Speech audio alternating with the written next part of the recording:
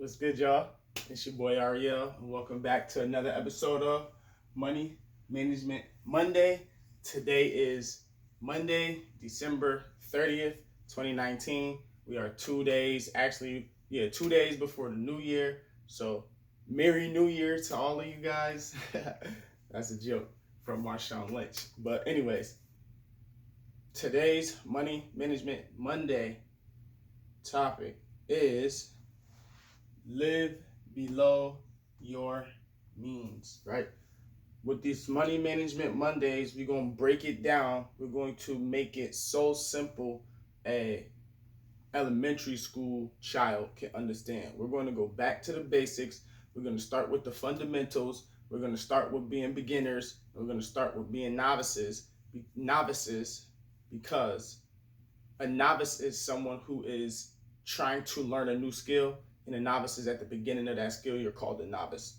So we're going to be novices because we want to make sure we build a good foundation. We want to make sure we build a solid foundation. We want to make sure we have a strong starting point so that when we build up, it won't crumble and it won't collapse right from underneath us, right? We don't want all of our hard work that we accomplish. We don't want all of our blood, sweat, and tears to go to waste. We want to make sure that when we build this thing, we build it strong, that it's not going to fall. We're going to be able to sustain it, and we're going to be able to use it to propel us into our future, right? We're going to use it like a diving board, okay? This is going to be our diving board to success, our diving board to wealth. This is going to be our diving board to accomplishments. So what we have to do is we have to live below our means, okay? So Money Management Monday tip of the week is live below your means. We got to live below our means. And what do I mean by live below your means? Okay, let's get into it. We're going to erase this real quick. Hopefully you guys are having a great day. Anybody got any New Year's resolutions that they plan on implementing going into 2020? I hope so, because remember, goals help you pull you towards your future. So you always got to make sure you stay goal oriented. So living below your means is, first you have to know your means. And your means is your income. What do you bring in, right? Your means equal your income. How do you live? How do you survive? Where does money come from? Do you get Section 8? Do you have a job? Do you have a business? Do you get government assistance? Do your parents give you $500 allowance? Do your spouse give you $300 allowance? All of your income. What are your means? How do you sustain yourself? How do you live, right? So your means equal your income. All of the money you get coming in. You got to live below your means, right? So if your means is, let's say, $50,000 a year. Let's go $50,000. If you're making $50,000 a year, then you have to live below $50,000 a year. So you have to take into account this $50,000 and the taxes that's gonna come out of this $50,000. Everywhere I know there's taxes. Some are higher, some are lower. So you got to figure out how much of that $50,000 is going to taxes for yours. For sake of the example, we're going to say $5,000 is gonna go to taxes, okay? 5,000 is away for taxes, so now we at 45,000. Okay, this is all yours at the end of the day. All yours. It's 45,000. It's all yours. You paid your taxes, right? Now you have to live below 45,000 if you're gonna live below your means, and you have to do this because when you live below your means, you're actually creating a wealth vehicle. You're creating an investment vehicle. You're creating a savings that's going to help take you to the next level. That's going to help you accomplish all of your dreams. You're going to be able to put money into your business. You're going to be able to give back, right? You're going to be able to use that money that you save, that you keep, for whatever your heart desires, whether it's a vacation, whether it's a new car, whether it's, buying something for your spouse or your children, or whether it's investing.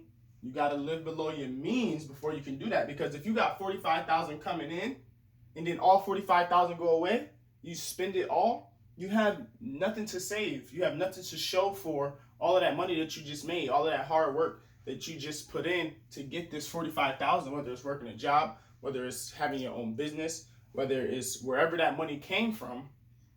You want to make sure that you have something to show for it. You don't want to just be living on this earth and 50 years later, you have $0 to show for it when it's time to retire. Most people are spending a fortune.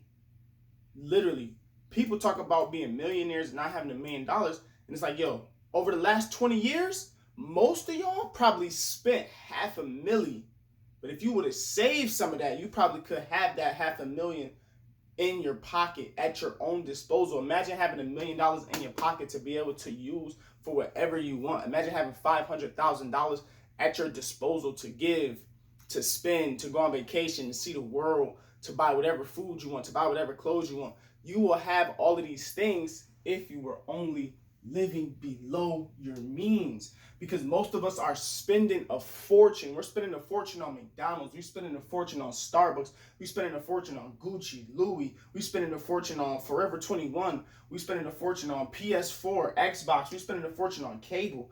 We're spending a fortune on all of these things that you could think of, these everyday expenses and these monthly expenses. Some people spending a fortune on a car, and they wonder when it's time to retire why they don't have no money saved up. When they get sick, they don't have no money to pay their doctors. They don't have no money to pay their insurance.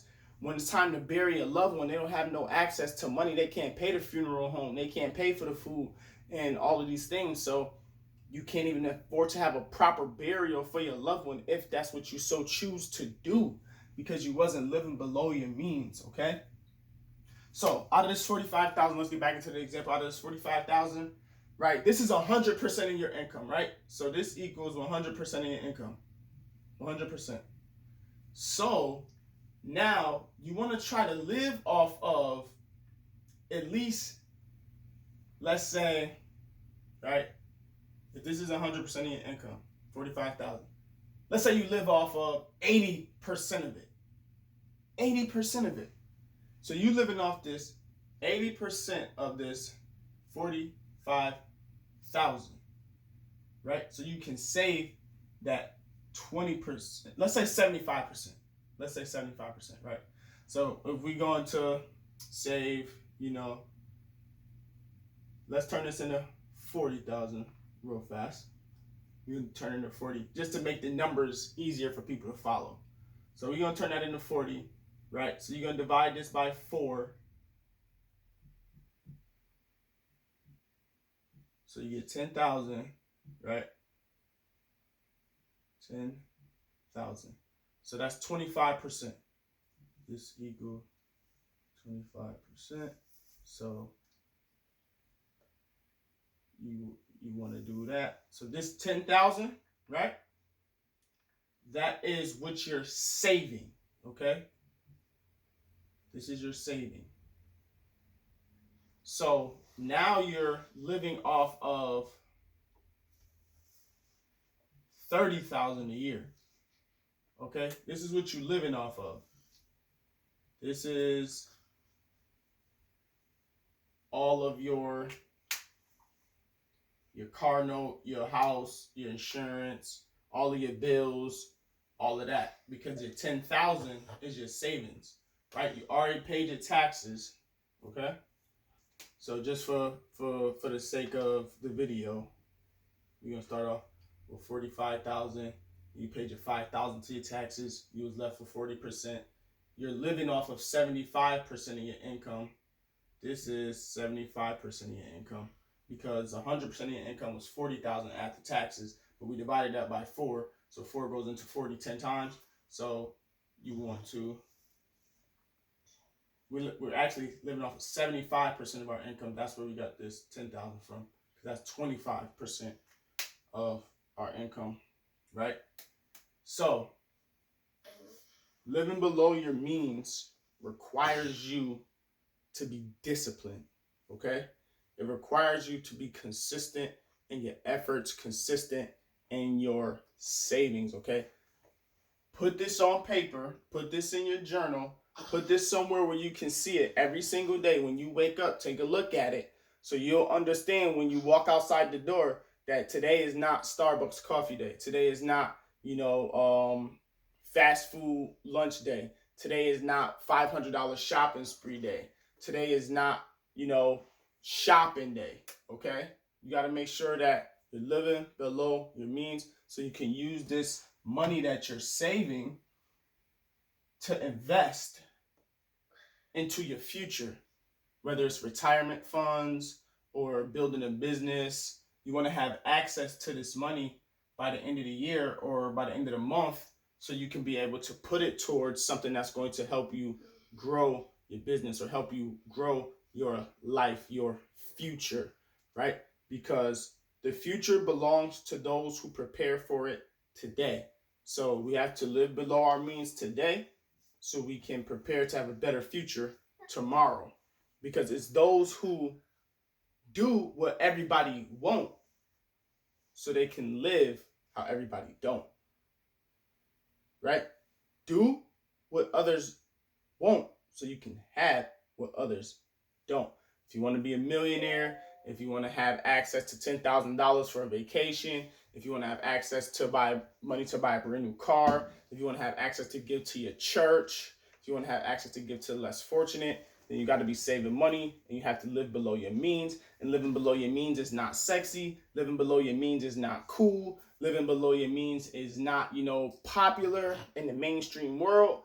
But being popular is associated with being broke, right? And you don't want to be broke. You don't want to be fronting for people and putting on as if you got it, as if you have it all, but in reality, you really struggling, right? We don't want you to be one person on camera, then one person off camera. We want you to be the same person. We want you to be consistent. We want you to have a healthy life, a healthy financial life, so that you can achieve all your dreams and start building your wealth and start leaving a legacy for all of your children. So today's Money Management Monday strategy, tip, principle is live below your means, okay? Sacrifice now so you can splurge later. Sacrifice now so you can splurge later. It's your boy Ariel. Thank you for watching this video. Thank you for all of your subscriptions. Thank you for all of your likes, comments, and shares on Facebook, Instagram, Twitter, and all of those things. Continue to support, continue to show love. Definitely appreciate y'all. More money management principles coming to you in 2020, okay? This was the last one for 2019. So we're going to continue to pile on the videos, continue to pile on the information because I want to help you in your transformation, right? You need the information in order to transform or have a transformation in your life. Peace.